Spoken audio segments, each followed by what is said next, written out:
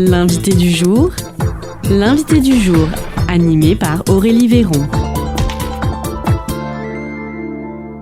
L'invité du jour sur Espoir FM, aujourd'hui, c'est Laurent Delmont. Bonjour Laurent. Bonjour. Alors, certains Lot-et-Garonnais peuvent connaître votre nom parce que vous êtes pharmacien en Lot-et-Garonne, mais vous êtes aussi auteur. Vous écrivez des romans contemporains classiques comme des romans noirs. Le dernier est un roman noir. On va en parler, on va le présenter dans quelques instants plus en détail. Juste avant, Laurent Delmont, l'écriture, comment c'est venu à vous? Eh bien, c'est venu à moi, l'écriture, simplement par le truchement d'un auteur qui a été un facteur déclenchant pendant mes études de pharmacie, donc qui sont des études plutôt scientifiques, et je me suis découvert effectivement des envies d'écrire suite à la lecture de cet auteur qui s'appelait, parce qu'il est décédé maintenant, il s'appelait Denis Tillinac, qui était un auteur corrézien comme moi et qui faisait partie de l'école de Brive. Donc c'est parti de là, j'ai lu ses livres, ses romans, ça m'a beaucoup touché, inspiré, et j'ai commencé à écrire un peu à cette époque-là, et de fil en aiguille, avec le temps, j'ai un peu progressé jusqu'à être publié pour la première fois en 2007. C'était donc un polar, et donc aujourd'hui je suis à ma 16e publication. Donc quand même, c'est un beau chiffre. C'est presque un deuxième métier, mais oui. Voilà, j'en vis pas comme 90% des auteurs aujourd'hui en France, tous ont un second métier. Alors justement, comment on fait quand on a un métier pour prendre le temps d'écrire? Eh bien, il faut être organisé un peu, et puis surtout s'astreindre à une certaine discipline. Alors, à titre personnel, puisque c'est ce que je connais le mieux, je peux dire que moi, l'écriture d'un livre n'est pas chronophage dans la mesure où ça me prend 1 mois et demi maximum pour écrire un livre. Donc en écrivant un peu tous les jours. Bon, en même temps, c'est pas Tolstoï et je fais pas des pavés de 500 pages, mais c'est des bouquins de 250 pages, et 1 mois et demi, c'est à peu près le temps qu'il me faut pour écrire un roman de ce type-là. Et ensuite, il y a bien sûr tout le travail de correction qui fait qu'un livre écrit sort en général l'année suivante pour justement pour tous les travaux qu'on peut faire sur le texte, etc. Mais l'écriture en elle-même, au premier jet, c'est ça, 1 mois et demi. Donc je m'organise simplement, j'écris le soir en général ou les week-ends, et de manière à ce que ça ne me plombe pas trop sur ma vie, on va dire, professionnelle, et puis ma vie familiale aussi. Je suis étonnée. Écrire un livre en 1 mois, en quelques semaines, comment vous faites, notamment sur un roman noir où il y a quand même un dénouement, une fin à écrire? Vous commencez par ça dans la tête? Après, sinon, moi, disons que le livre, je laisse vraiment infuser pendant un moment. J'y pense, et puis j'oublie pas, contrairement à la chanson. Et en fait, une fois que je me sens prêt, donc j'écris une trame. Alors, ça peut être pour du noir, effectivement, mais pour le contemporain, c'est la même chose, hein, une trame avec, en grosso modo, un découpage de chapitres. Et après, j'écris tous les soirs, donc 2-3 heures, ce qui fait que j'ai la chance de ne pas avoir de panne d'inspiration, ce qui fait que je peux écrire en continu comme ça tous les jours, et finalement ça se remplit, on remplit assez vite son cahier des charges, hein. Après, en s'autorisant justement, malgré tout, quelques digressions parfois, c'est l'intérêt de l'écriture, c'est d'avoir effectivement un fil conducteur, mais de s'autoriser peut-être des pas de côté de temps en temps, que ce soit pour le contemporain ou que ce soit pour le noir. Avec le noir, il y a un peu plus de liberté d'écriture, dans le sens où, en particulier dans le noir que j'écris moi, qui est un noir plus, on va dire, récréatif, et donc il me permet d'écrire des choses un peu extravagantes et que je peux pas faire dans le contemporain, parce qu'il faut quand même que ça colle à une certaine réalité et une certaine objectivité, quoi.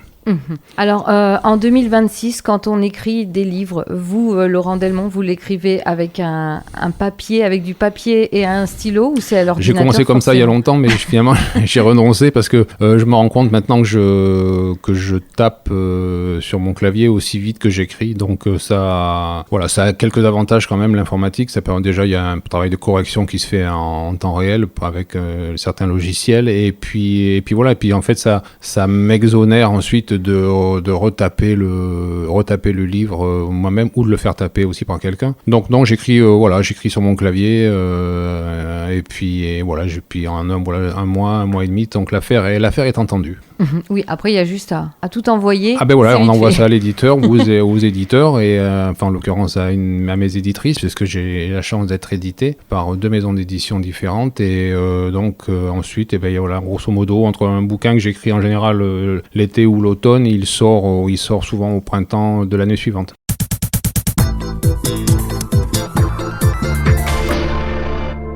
Alors, Le souffle lourd de l'ogre rouge, c'est votre dernier roman, Laurent Delmont, aux éditions Les Monédières. Racontez-nous comment on peut donner envie à nos auditeurs de le lire.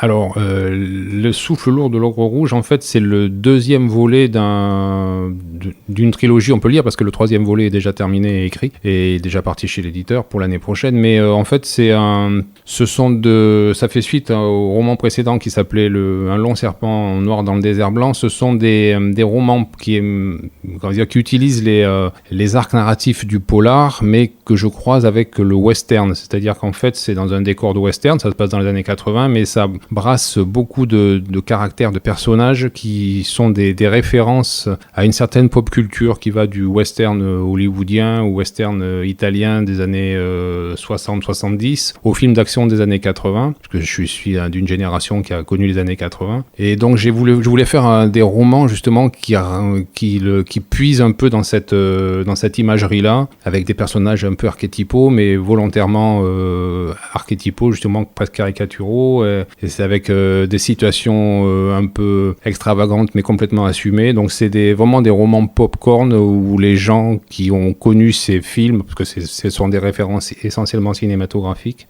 peuvent retrouver dans les 2 livres comme un jeu de piste en fait des films ou des citations ou des séries télévisées des années 70-80. Donc mais avec effectivement des trames qui sont propres au polar. Donc on a un peu tous les cas de figure, des enquêtes, des vendettas, des rédemptions, des choses comme ça, mais dans un décor de désert, de désert, que ça se passe aux États-Unis, mais dans un endroit qui n'est pas précisé, qui n'existe pas d'ailleurs, mais qui est frontalier du Mexique, enfin c'est ce qu'on peut supposer. Et puis donc je fais évoluer ces personnages, je les torture. C'est l'avantage de l'écrivain, c'est qu'il peut torturer ses personnages, de manière assez jouissive, hein, et puis donc l'idée c'est que les personnes prennent le livre et passent un bon moment, quoi, comme quand on va voir un bon film. Voilà.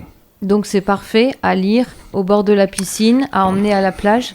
Tout à fait. Par temps de canicule ou par temps de grand froid, c'est compatible. Bon, très bien. Moi je vois l'ogre rouge, le serpent noir, le désert blanc.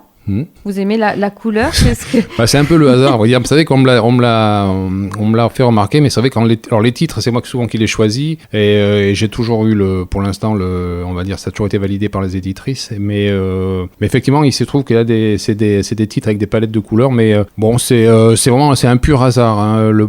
Donc dans le prochain titre, il y aura pas de couleur. Ce sera un titre long aussi, mais il y aura pas de couleur. Ou alors, à moins que j'en rajoute d'ici là, quoi. Il est encore secret, ce titre, ou on peut l'avoir d'ores et déjà? Il n'est pas définitif, alors donc je préfère mais le bouquin lui est fini, et donc il est parti à l'édition pour voir effectivement s'il sera compatible avec les prochaines sorties. D'accord, donc ça devrait être pour quand? Normalement, ça sort, mes bouquins en tout cas sortent en général au mois en tout cas chez les Monédières, sortent en général au mois de juin, pendant le salon Lire à Limoges, et après j'aurai quand même une sortie normalement aussi chez mon autre éditeur, donc les éditions du bord du Lot, donc qui sera prévu soit en fin d'année là, soit en tout début d'année prochaine. Ça sera aussi un thriller, mais un peu plus noir, un peu plus sanglant, un peu plus brutal que l'ogre et le serpent, qui sont plus récréatifs. Voilà, c'est pour ça. On s'est dit c'était parfait à proposer à nos auditeurs pour ces lectures d'été. Laurent Delmont, si on souhaite vous rencontrer, on pourra le faire en septembre, sûrement le dernier dimanche de septembre à Preixas, c'est bien ça? C'est ça, oui, c'est un nouveau salon littéraire qui a été mis en place par la médiathèque de Preixas, et donc ça sera un premier jet cette année. Donc voilà, ils m'ont invité, j'irai avec grand plaisir, donc ce dimanche-là pour essuyer les plâtres avec d'autres auteurs de mon calibre. C'est important justement en tant qu'auteur. C'est ce que je préfère. Oui, même quand on a une autre activité, de passer oui, alors ses moi week-ends. C'est ce que je préfère en fait. Je préfère, c'est ça, c'est aller au devant des gens, parce que moi j'ai pas problème particulier avec le contact. Par mon métier, je suis l'habitude, mais en fait, c'est vrai que quand on n'a pas de notoriété et que les maisons d'édition sont des maisons d'édition qui n'ont pas de budget pour la publicité, il faut qu'on aille, nous, au-devant des lecteurs simplement pour prêcher pour notre paroisse, et qui est aussi celle de la maison d'édition. Hein. Mais moi, ça me pose aucun problème d'aller dans les médiathèques, d'aller dans les salons, d'aller dans les... Je suis allé dans des prisons pour parler de mes livres.